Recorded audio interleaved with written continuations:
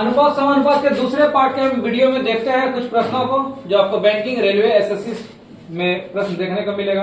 पहला प्रश्न है P plus Q plus R का वैल्यू दिया हुआ है 1, P Q plus Q R plus RP का वैल्यू दिया हुआ है 1/3। तो आपको क्वेश्चन पूछा हुआ है P अनुपात क्यू अनुपात आर का अनुपात क्या होगा। इसमें आपको सोचना होगा थोड़ा सा। यदि हम सोच लेते हैं कि P क्यू और आर को तीनों को जोड़ के यदि एक पुराना है, यदि इसको हम ले लेते हैं 1/3, क्यू का भी 1/3 और इसको भी 1/3, यदि हम तीनों को जोड़ते हैं लघुत्तम आपका कितना हो जाएगा, 3 हो जाएगा। ऊपर में 1 प्लस 1 प्लस 1, इसका मतलब 3/3, इसका मतलब कितना हो गया 1। इसका मतलब ये बात जो था मैच कर गया।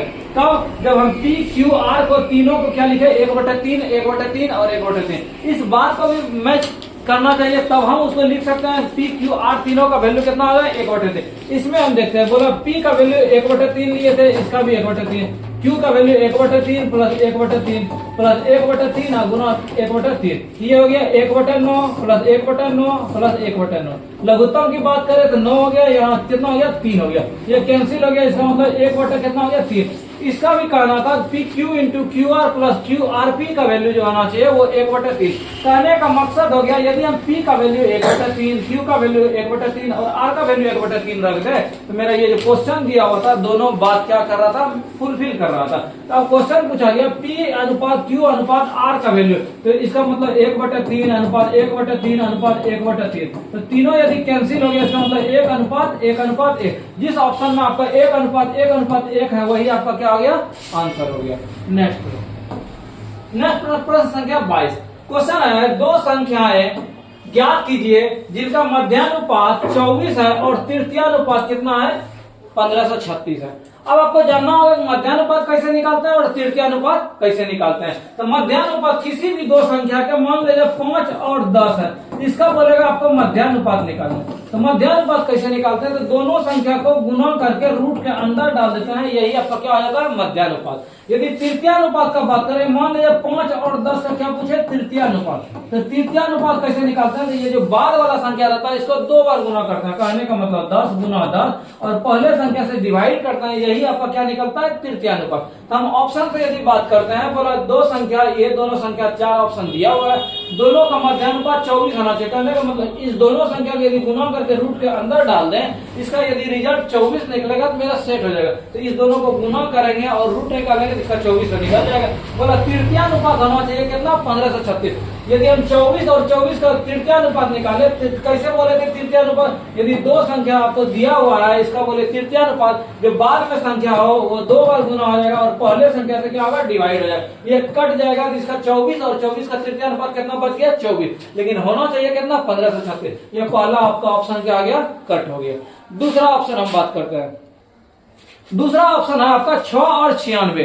6 और 96 का मतलब क्या हुआ, यदि मध्यानुपात का बात करें तो 6 गुना 96 को क्या करें रूट के अंदर डालेंगे, इसका रिजल्ट कितना होगा, तो यहाँ 6 हो गया और 96 का हम लिख सकते हैं 6 गुना 16 लिख सकते हैं। 2 को 6 में 1 बाहर हो गया, 16 का वर्गमूल 4, इसका मतलब 6 कितना 24, ये मैच तो कर गया।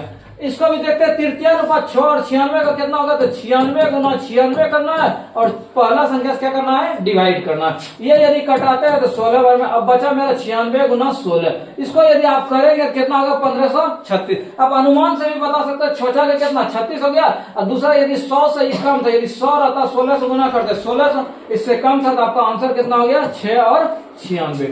नेक्स्ट प्रश्न है 4 पर पावर 3.5 अनुपात 2 पर पावर 5, इसका अनुपात निकालना। क्या निकालना है, अनुपात किसके समान है। यदि 4 पर पावर 3.5 है और 2 पर पावर 5 है, पहले दोनों को सेम कराते हैं। सेम कैसे होगा, तो सेम इसको भी 2 के फॉर्मेट में तोड़ते हैं, इसको लिख सकते हैं 2 का स्क्वायर, इस पर 3.5, यहाँ 2 पर पावर 5, आगे 2 पर पावर ये क्या हो जाएगा मल्टीप्लाई हो जाता है 3.5 गुना 2 कितना हो गया 7/2 पर। भाग में पावर घटता है, यहाँ 7 में 5 घट गया कितना 2 हो गया बटा 1। 2 पर पावर 2 का मतलब 4 है, नीचे 1, इसका मतलब 4 अनुपात 1 आपका जिस ऑप्शन में है वही आपका क्या हो गया आंसर हो गया। नेक्स्ट प्रश्न है, ये क्वेश्चन दिया हुआ है, बोला x अनुपात y का मान क्या होगा।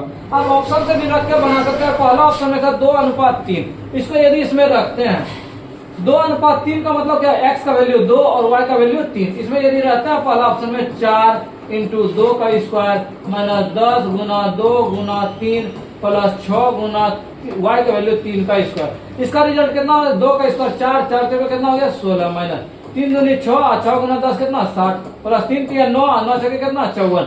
अब इस दोनों के यदि हम जोड़ते हैं तो 54 और 16 कितना हो जाएगा 70, और 70 में 60 घटाएंगे कितना हो जाएगा 10, होना चाहिए कितना 0। ये आंसर मेरा क्या हो गया? कट हो गया। तो ये कट हो गया, तो इसमें भी 2:3 था, ये भी कट हो गया।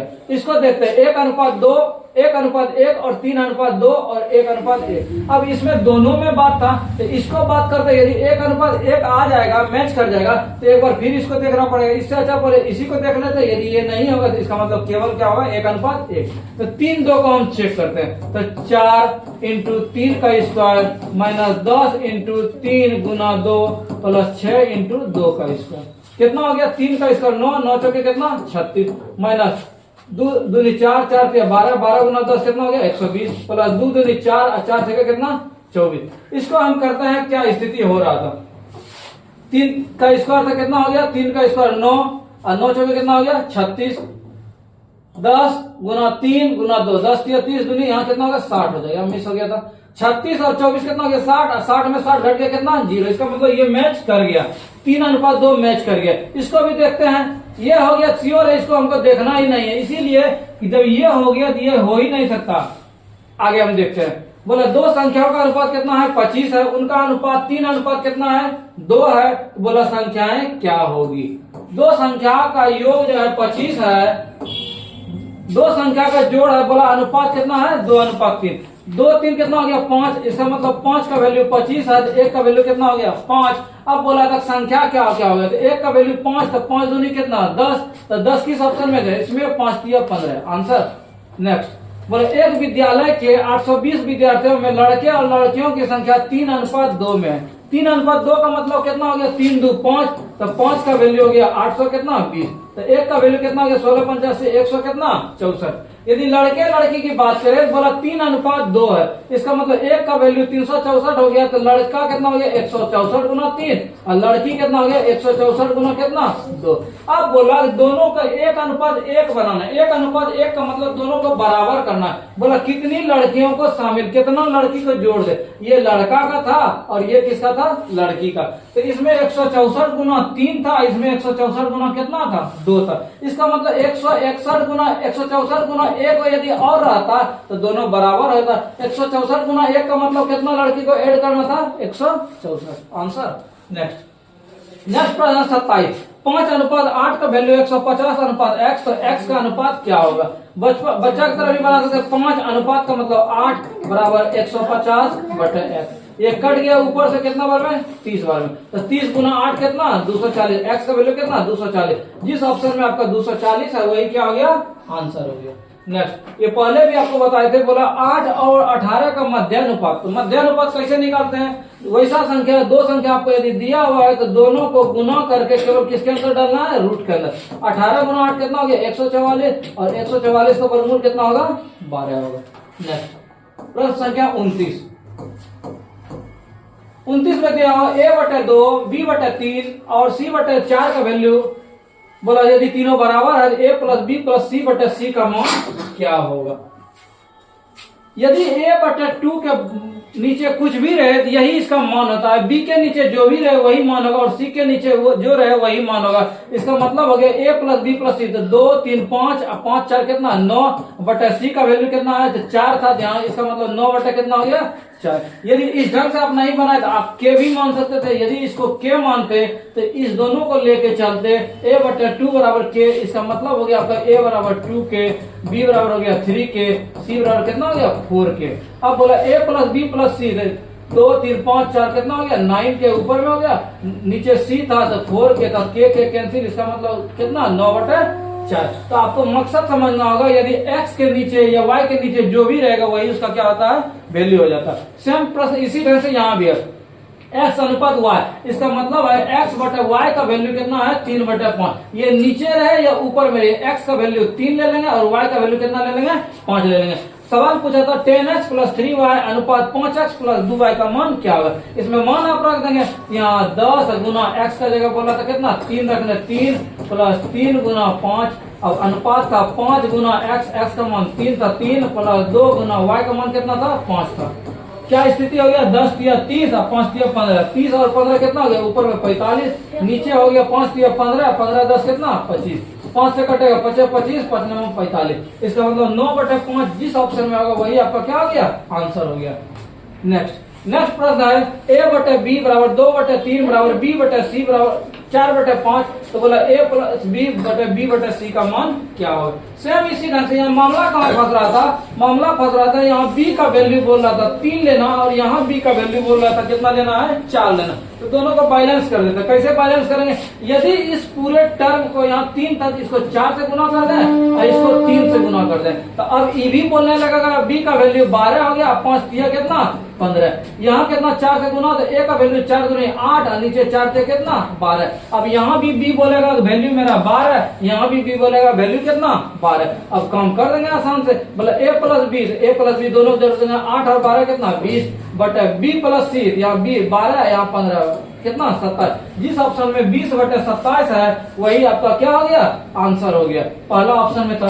सेम क्वेश्चन इसी ढंग से है, बोला x अनुपात y का वैल्यू 3/4 है, बोला 4x + 5y अनुपात 5x - 2y का मान क्या होगा। सेम इसी ढंग से यहाँ करेंगे, 4 गुना x का वैल्यू कितना 3 प्लस 5 गुना y का वैल्यू कितना 4 अनुपात 5 गुना x का वैल्यू कितना 3, तो यहाँ 3 लिखेंगे, माइनस 2 गुना y का वैल्यू कितना बोला था 4।